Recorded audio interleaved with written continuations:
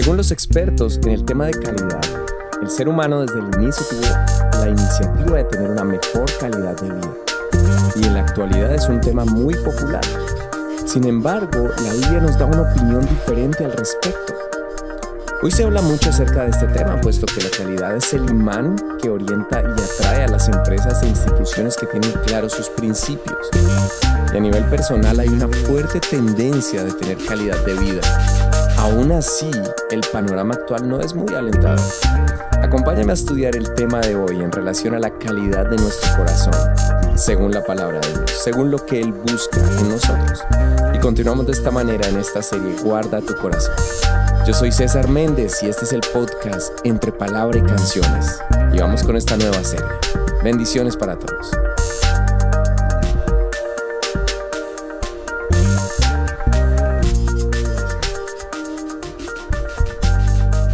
Según los expertos, para entender el concepto de calidad es preciso remitirnos al siglo XIX. Sin embargo, otros hablan de muchísimo tiempo atrás.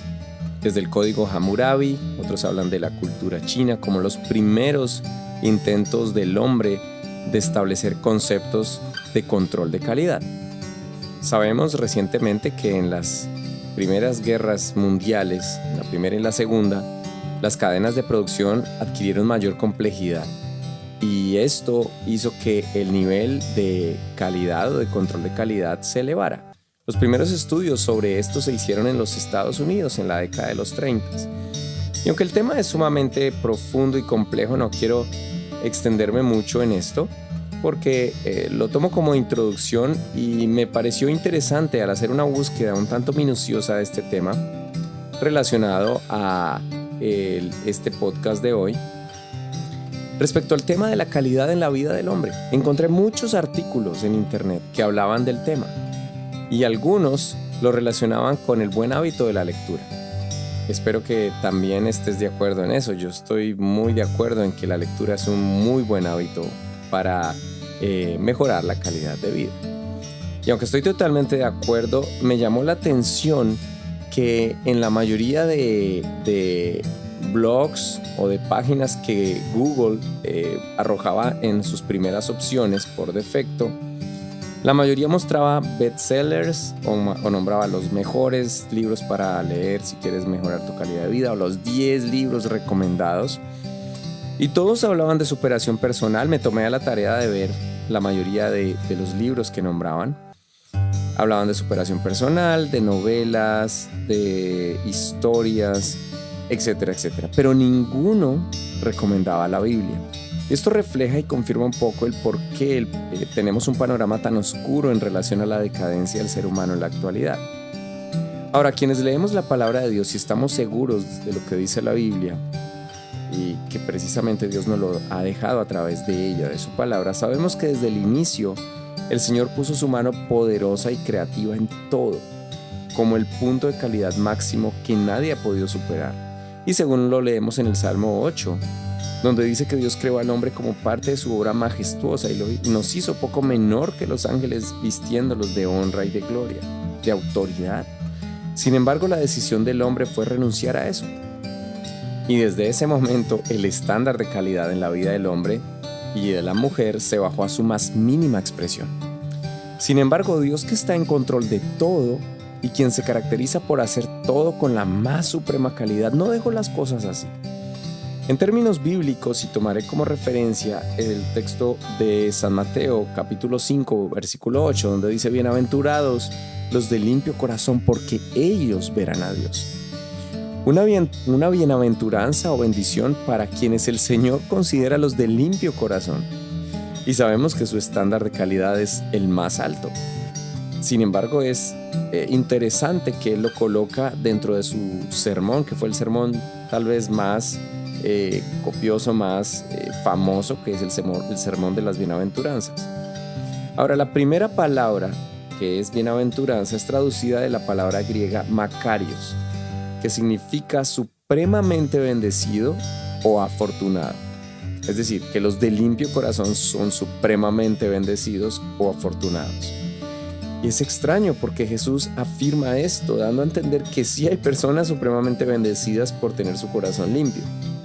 Pero a la vez sabemos que la Biblia nos deja saber muy claramente que todos estamos destituidos de la gloria de Dios.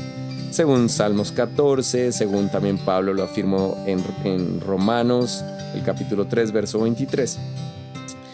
Pero esto no es una contradicción, porque los mismos escritores fueron inspirados por el Espíritu Santo y ellos más adelante afirman la solución para esto, que todo se hace a través de Jesús, quien es nuestro punto de referencia y el de más alta calidad. Ahora, mucho antes que el hombre se inventara todos estos conceptos que leí o que simplemente comenté al principio como introducción, lo cual fue muy general, el Señor desde el principio ya había establecido sus estándares de calidad para nosotros, con el único propósito que como sus criaturas le pudiéramos agradar y pudiéramos vivir bien. Pero esto no fue, después de la desobediencia del hombre, quien decidió renunciar a esto. Esto no se dio sino hasta que Jesús vino a mostrarnos el camino. Dios mismo se humanó para mostrarnos el camino y enseñarnos que en sus fuerzas es posible, pero que por nuestra propia cuenta es imposible.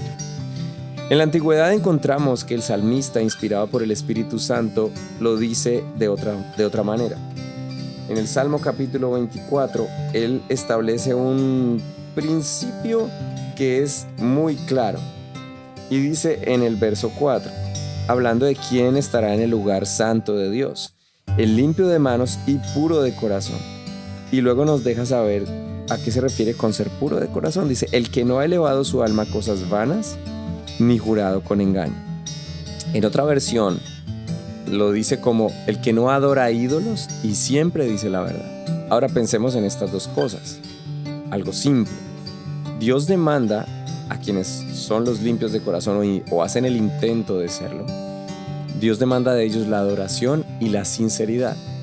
Y no sé si esto te suena familiar a esa conversación que tuvo Jesús con la mujer samaritana y que registró San Juan allí en su Evangelio capítulo 4, verso 23, donde Jesús le dice a la mujer que hay un momento que llega la hora y ahora es cuando los verdaderos, no otros, los verdaderos adoradores adorarán al Padre en espíritu y en verdad. Esa es la base que Dios demanda, el centro de nuestra importancia, el centro de nuestra prioridad.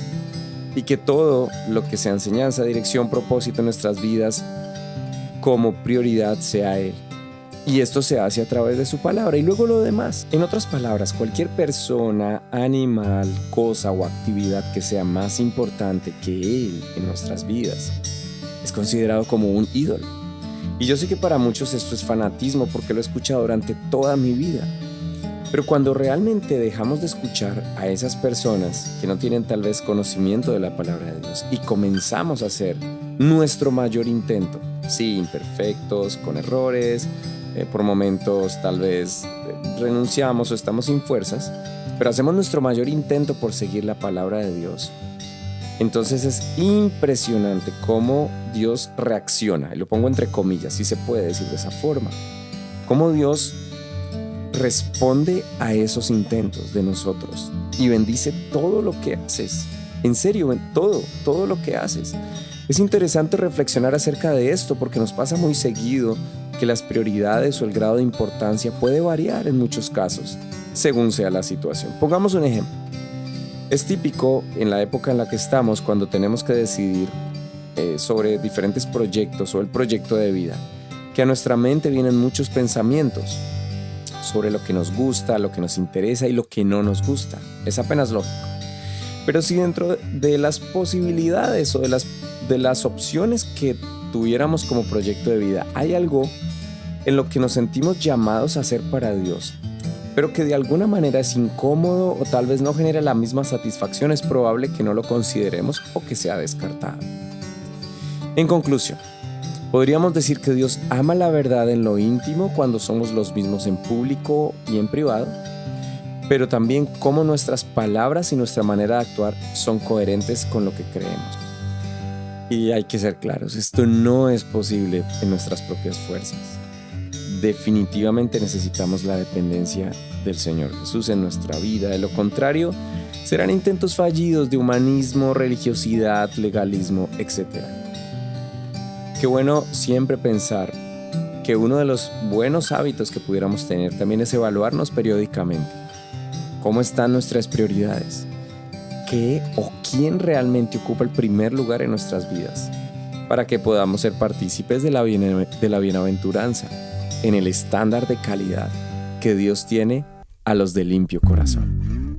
Qué bueno reflexionar sobre esto en adoración y en sinceridad, que Dios requiere siempre de nosotros.